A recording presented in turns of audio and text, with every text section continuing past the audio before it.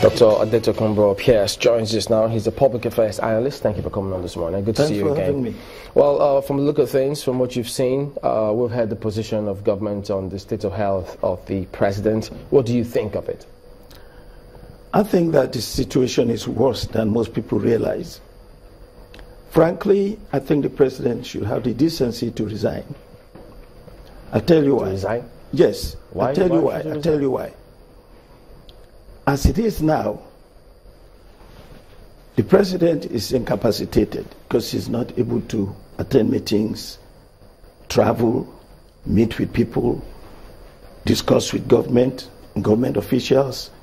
He's not able to do that. That's part of his job. How do you say that for sure? Have you seen him anywhere? Have you seen him travel? Have you seen him have meetings? So, frankly, it's a charade. But the Minister for Information has no access to the president. Nobody is meeting with the president. Nobody is having meetings with him. How do you know that? He's not giving anybody any briefing. How do I know? Because he's sick. No, but the minister was speaking based on information he says he's got. From who? The president. Look, we do not have a government in Nigeria right now. You know why? The secretary to the government asked a very pertinent question. When they told him he was suspended, he said, by the presidency. He said, who is the presidency? And the fact of the matter is, indeed, who is the presidency? No, okay, let me get something. Without the secretary to the government in place, working, we do not have a presidency. So let me understand your perspective. So you take the comments of the suspended SGF as gospel, even though he said it? No, then the one for the minister having also spoken, you don't believe that one, look, but you believe that right of the from the beginning of this administration, we know, I know, and the public knows that Lai Mohammed does not speak for the presidency. He has no access. The president has his own spokespersons.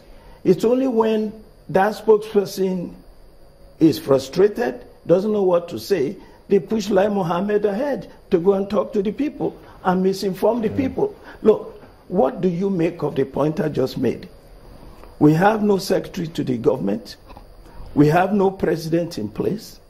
Do we have a presidency? Who says we have no acting secretary to the government? No, you have an acting. And you have an acting president too. Is the office not functioning? The office cannot function appropriately. We are working to rule.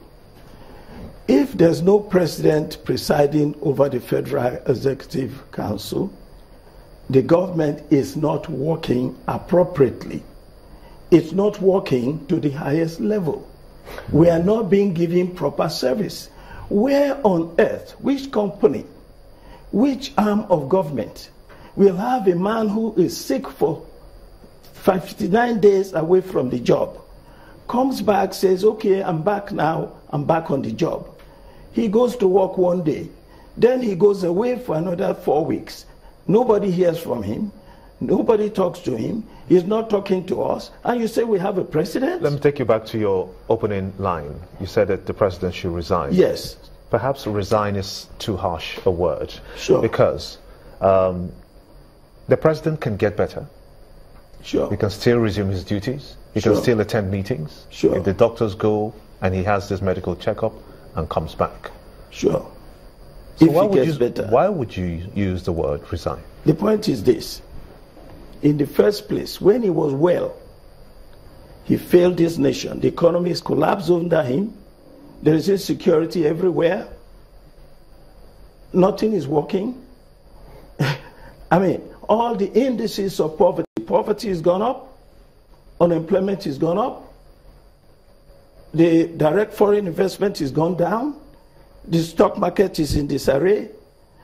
Nothing is working in the country. When he was well, now he is not well. Things are only bound to get worse. Look, I've heard from some doctors that the president had prostate cancer surgery before he became president. If that is the case, the stress of the presidency is not going to allow him to do much. Was that factual or was it speculative? That's what I was told by doctors. You believe that? I believe it. I believe it. Because look, we're having this problem because we didn't do the right thing in the first place. I've always said it, that this thing is bound to go the way it's going. The administration will fail. How many times was I here to say, look, first this is a grand plan? How can you run for president? No, is this a grand plan, you suppose, from the onset? Grand plan? Yes, because you said that he had this prostate surgery before, according to your doctors, before he became president. As an analyst. So is this a grand plan that the president comes into office and then will fall ill eventually? Oh, of course not. Nobody knew that. But what I'm saying is this. You see, nobody should go into such an office, first and foremost, without thorough medical reports. Let us see your medical record. And by the way, after this administration, we should never overlook such a thing. You know, I said it at the time when people were speculating the president is going to die in office. I said, don't talk like that. Nobody knows. A 71-year-old man may be stronger and healthier than a 51-year-old man. We have seen a president in America, he's 70 plus, but he seems to be healthy. Let us see your medical reports so that we wouldn't get into this situation. We never saw any medical report. And when Yar'Adua was ill, this same president kept saying, show us your medical report. What's the state of your health? It makes sense. We're asking the same questions now. And I'm not saying that the president is not going to get better, but when you have been off the job for so long, you have undermined the progress of this country. We are not getting good governance. We are not getting hands-on recognition from the president. Let's focus on that a little bit. If you cannot do the job, what part of how long are you going to continue not to do the job? What part of governance is affected now?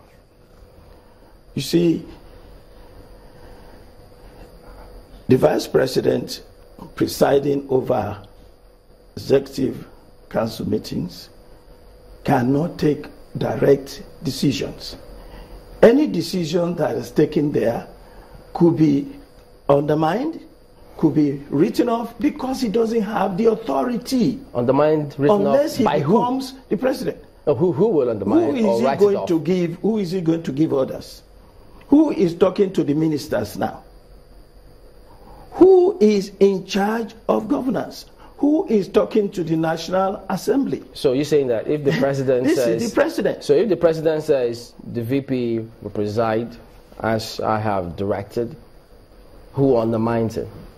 The point is the VP does not have the authority unless he is acting president. What conditions will make him an acting president? The president would have to go to the National Assembly and say, I am away, I am home, but I'm not able to do my job effectively. I am ill, I am weak, I'm not able to continue. Let this man continue, and if I get well, I come back to the job. But in the meantime, the president should have the decency to step aside. But as it is now, we've heard from the ministers, we've heard from lots of people, and what about the position of some legal practitioners who will say that question of incapacitation does not arise to the extent that the laws, if those processes are not kicked in, the question just won't arise? Well, I'm just a public affairs analyst, and all I see is what the people are saying, and all I see is what I can see that we are not getting proper governance. If you want to work by the rules and stay on the job until such a time as you just cannot continue anymore, of course the president can do that. But what I'm saying is, out of decency, out of love for the country, and by the way, out of love for himself, he better step aside and avoid the pressure of this job. It's not good for his health, and it's not good for Nigeria. That's the point I'm making. So if you're with the president now, that's what you would tell him? I would tell him. You should step aside. I would advise him, the way things are going. Look, you see how difficult it is to discipline the Secretary of State. Because it's only the president that has the power to really deal with this man. The vice president's committee has been rebuffed. Every time they tell the man to come, he says, I'm not coming. There's nothing they can do. The president has a lot of work to do. Look at what is happening with the AFCC DG. They're going to National Assembly. They're going back and forth because there's no president to actually step in and take charge. Well, these are problems that we are having because of the absence of the president.